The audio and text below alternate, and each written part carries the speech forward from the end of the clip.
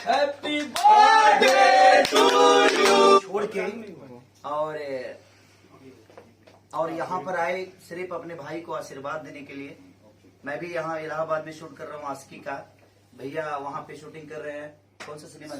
स्वाभिमान का।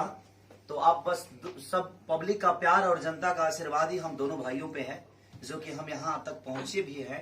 तो आपके आशीर्वाद और आपके बदौलत ही पहुँचे हैं।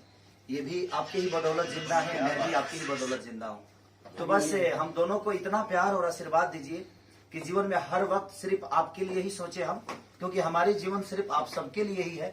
हमारे जीवन अपने लिए हम कभी जीते नहीं।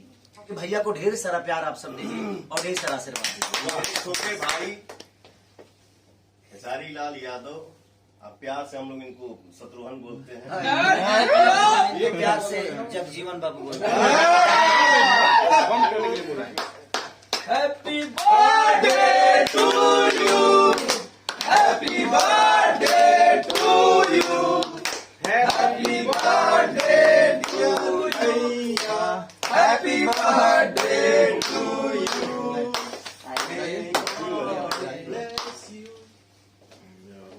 वाह, हाँ, सब हो जाइए। अभी बहुत सारा केक मेरे भाई को खाना है।